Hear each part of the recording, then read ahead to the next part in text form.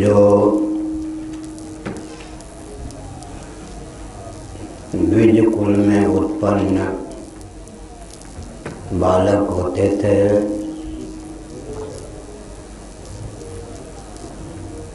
समय पर उनका यज्ञोपवीत संस्कार हो जाता था और वे यज्ञोपवीत संस्कार के बाद विद्या अध्ययन के लिए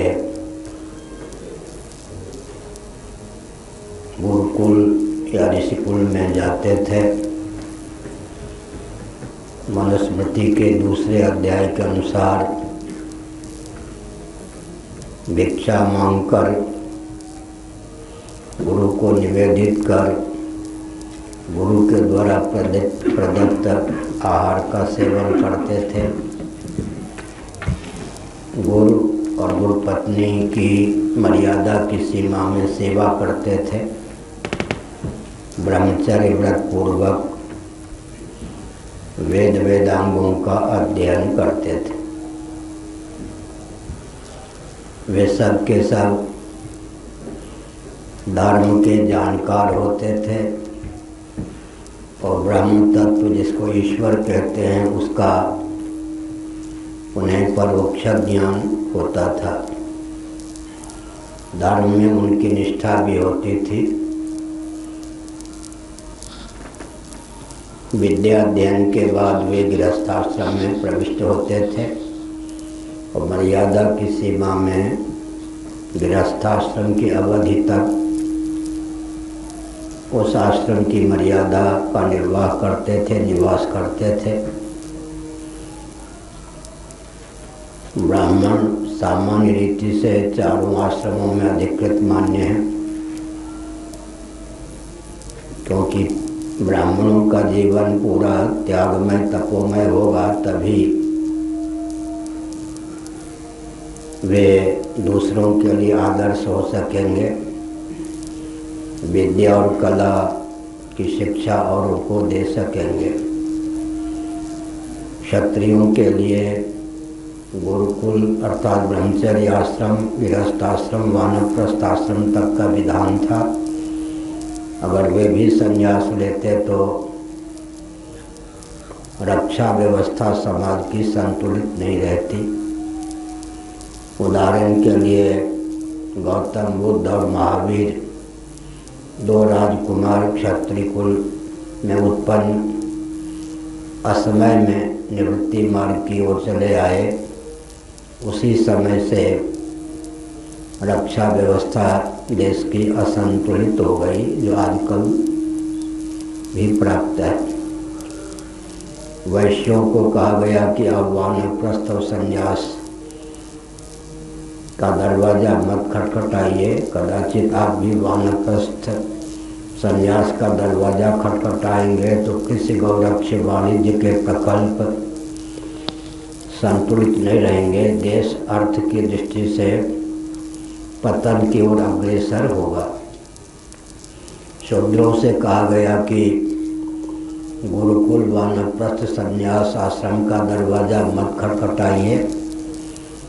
अगर वन में निवास करके जीवन यापन करने की भावना हो तो राजा से अनुमति लेकर वानप्रस्थ आश्रम स्वीकार कर सकते हैं, अन्यथा आप गृहस्थाश्रम के योग्य हो जाएं, ताकि आपकी संख्या जितनी चाहिए उतनी बनी रहे। तो शिक्षा, रक्षा, अर्थ, सेवा की दृष्टि से यह व्यवस्था बहुत उत्तम थी और जनसंख्या भी संतुलित रहती थी। ब्राह्मण चारों आश्रमों में अधिकृत थे। सामान्य रीति से उनकी जितनी संख्या होनी चाहिए स्वाभाविक रूप से उतनी होती थी, परिवार नियोजन गर्भपात के बिना।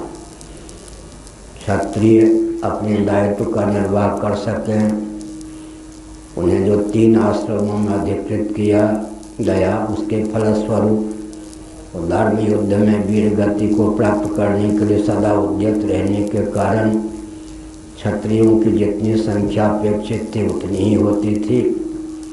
ऐसे वैश्य और शूद्र भी संख्या की दृष्टि से संतुलन बनाए रखते थे। हमने यह संकेत किया गुरुकुल की शिक्षा स्वतंत्र भारत में विलुप्त कर दी गई, और मैंने 2-3 दिन पहले भी कहा था विकल्प तो निकालना ही पड़ता है, लेकिन विकल्प निकालने में ही दूरदर्शिता का परिचय नहीं दिया गया।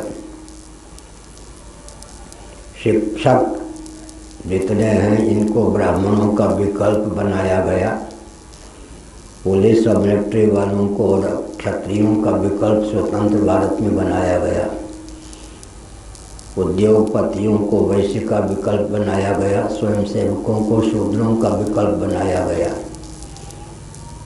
विकल्प ठीक से नहीं बना।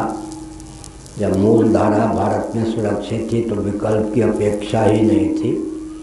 इसलिए शिक्षण संस्थान शिक्षकों के द्वारा विकृत हो गया, रक्षण संस्थान रक्षकों के द्वारा विकृत हो गया, उद्योगपतियों के द्वारा अर्थव्यवस्था असंतुलित हो गई और स्वयंसेवकों के द्वारा श्रम का प्रकल्प भी धूमिल हो गया। अदूरदर्शिता पूर्वक निर्णय का विस्फोटक परिणाम यह भारत को प्राप्त हुआ। भारत दिशाहीन है, इसलिए पूरा विश्व दिशाहीन है। हमने जो विश्व स्तर पर संगोष्ठियों का आयोजन किया उसमें यह निष्कर्ष निकला कि विश्व में 206 देश हैं, 150 देशों में हिंदू रहते हैं। जाजी ने बहुत परिश्रम करके उस संगोष्ठी का समायोजन किया था। लगभग 54 देशों के प्रतिनिधियों ने 200 से अधिक संख्या में भाग लिया। उनमें से अधिकांश ने यही भावना व्यक्त की कि हम जिस देश में रहते हैं उसको हिंदू राष्ट्र घोषित कर सकते हैं, लेकिन भारत की दिशाहीनता के कारण हमारा मनोबल दुर्बल हो जाता है। भारत पर कटाक्ष हमारे से शादी के प्रतिनिधियों ने इसलिए किया कि उनकी दृष्टि में भारत उद्गम स्थान है, आदर्श है, प्रेरणा का स्रोत है। वही इस ढंग का नहीं है कि उसकी अनुकृति करके वे लोग हिंदुत्व को प्रश्रय दे सकें। मैंने संकेत में कहा अगर भारत दिशाहीन न हो तो कम से कम विश्व में 15 देश बहुत सुगमतापूर्वक स्वयं को हिंदू राष्ट्र के रूप में उद्भाषित करने के लिए उद्यत हैं। आगे